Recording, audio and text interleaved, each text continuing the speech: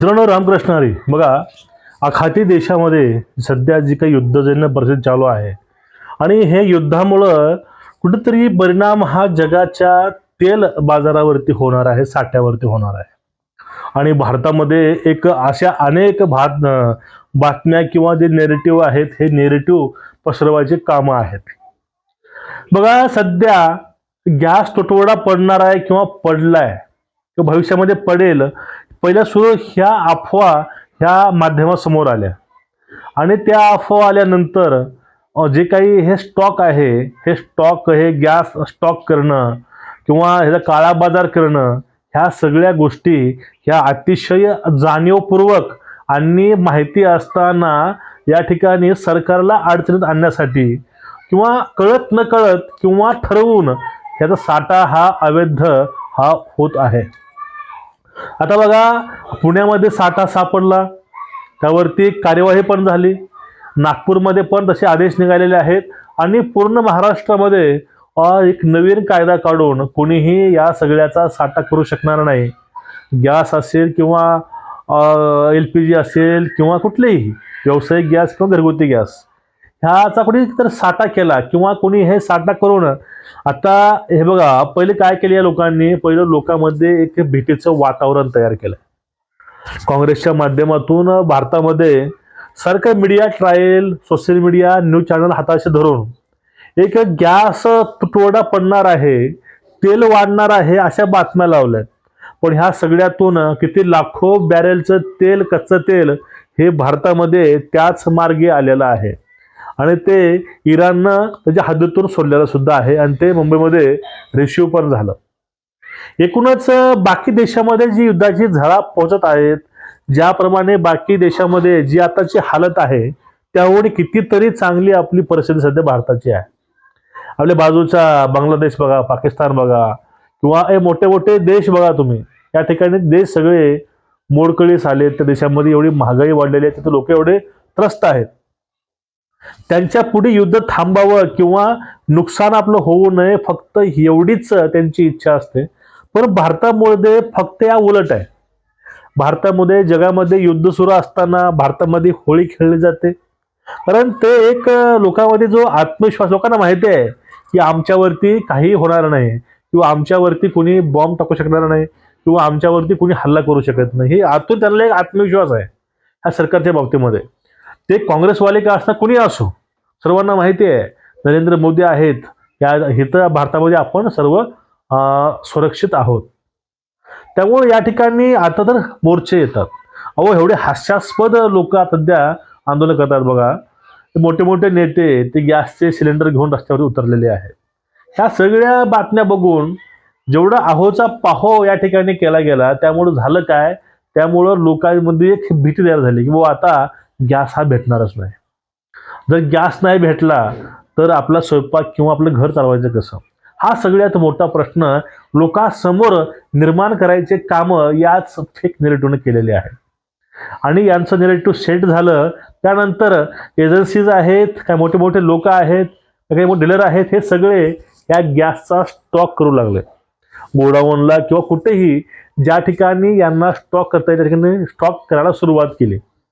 आणि परिणाम झाला काय बघा, जेवढं आपल्या मार्केटमध्ये गॅस दररोजचं येतो, जर तो गॅस लोकांपर्यंत, ग्राहकापर्यंत न पोचता जर तर स्टोरेज झालं, हा गॅस लपवला गेला किंवा साठा केला, तर लोकांपर्यंत गॅसचा तुटवडा नक्कीच पडणार आहे, युद्ध असो अथवा नसो.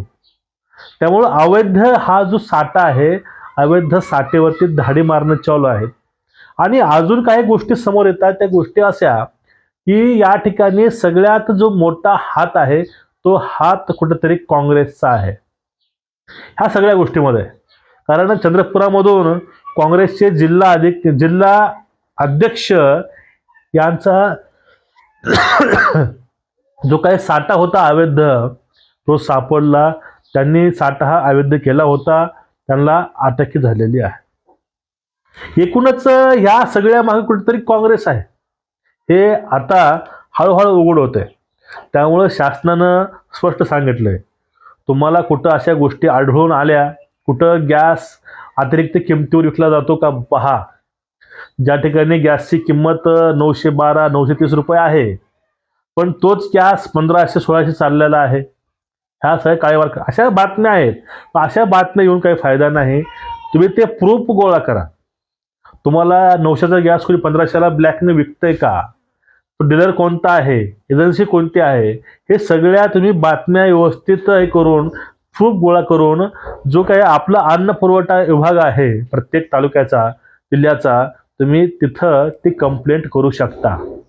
कारण गॅस हा सगळ्याचा मूलभूत अधिकार आहे आणि गॅस डीलर जर अशा कुठल्या गोष्टी करत असतील तर यावरती आळा आणणं हे आपलंच काम आहे. म्हणजे लोकांचं जीवन एक त्रस्त व्हावं, लोक रस्त्यावरती उतरावेत. बघा, आतापर्यंत ह्या सगळ्या समाजकंटकांनी अनेक प्रकारे भारताला पेटवायचं कामं केलं, पण भारत अक्षरशः पेटलाच नाही. अनेक नेरेटिव्ह आले, अनेक गोष्टी लावून धरल्या, सगळ्या गोष्टी लावलेल्या हा फेल गेल्या आणि या ठिकाणी लोक यांच्या भूलथापेला बळी न पडता लोकांनी समजून घेतलं की हे ओरडतात, यांच्याकडे कुठले मुद्दे नाहीत, हे फक्त मुद्देच पाहतात. आता हे तेच चालू आहे. ह्या युद्धामध्ये सध्या भारत तटस्थ आहे. नाही भारत इराणकडनं आहे, ना भारत इस्रायलकडनं आहे, कुठंच नाही. भारत हा तटस्थ आहे. तरीही यांची जी काही हे असते ते हे चालू आहे की भारतानं भाग घेतला नाही, इराण आपला आहे, तो आपला आहे. पण यापेक्षा भारत तटस्थ आहे हे सगळ्यात स्ट्रॉंगली हे महत्त्वाचं होतं. आणि आता भारत स्ट्रॉंग आहे, भारत थांबलेला आहे तटस्थपणे. पण आता या ठिकाणी कशा पद्धतीनं हे सगळं चुकीचे आहेत, नरेंद्र मोदी चुकीचे, भाजप चुकीचं आणि हे सरकार चुकीचं हे दाखवायचा प्रयत्न हे लोक करतात. आणि ह्या लोकांनी एक हे धरलेलं आहे की कशा प्रकारे भाजपला सरकारला बदनाम करता येईल आणि हा गॅसचा मुद्दा जो आहे, हा गॅसचा मुद्दा कसा जास्तीत जास्त पेटवता येईल, हा गॅसचा मुद्दा जास्त पेटवून लोकांना कसं रस्त्यावरती आणता येईल याकडे या लोकांचं लक्ष लागलंय का, इथं असा एक प्रामाणिक प्रश्न पडतो. हे जे आहे बघा, पेट्रोलियम गॅसेस वगैरे हे सगळे सुरळीत आहे. जो एका कुटुंबाला जेवढे गॅस लागतात त्या तिथं नोंदणी करा, तुमच्या घरापर्यंत गॅस येईल, असे अनेक लोकांनी सांगितले. आपले सीएम साहेब सांगितलेत, अनेक मंत्री पण सांगितलेले आहेत. मग या ठिकाणी जो का आहापोह का चाललाय?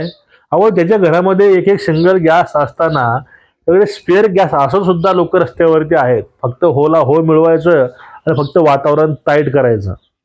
त्या लोकांचा ह्या गॅसशी आणि यांच्याशी काही संबंध नाही. फक्त वातावरण तापवायचं आहे आणि फक्त भारताला टार्गेट करायचं आहे. आज भारत जगामध्ये एक विश्वगुरूची भूमिका निभावतो, पार पाडतो.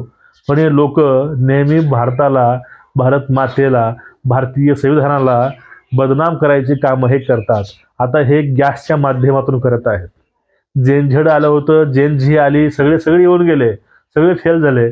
आता हे गॅसचा मुद्दा घेऊन रस्त्यावरती आहेत. या लोकांना देवाने चांगली बुद्धी द्यावं एवढंच आपण सांगू शकतो. जर तुमच्या आसपास कुणी जर गॅस हा ब्लॅकनं विकत असेल, डीलर एजंट कुणी असो, फोटो काढा, पुरावे घ्या आणि जाऊन ते पुरावे जाऊन जमा करा पोलीस स्टेशनला किंवा आपले अन्न साठा विभाग तिथं. अशा समाजकंटकावरती कार्यवाही हे शासन पोलीस करतील याची गॅरंटी सरकारने दिलेली आहे. एकूणच हे जे काही गॅस आहे, हे गॅस लोकांच्या मनात भरलेलं आहे फक्त ह्या सरकारला टार्गेट करण्यासाठी. तुमचं मत काय नक्कीच व्यक्त व्हा.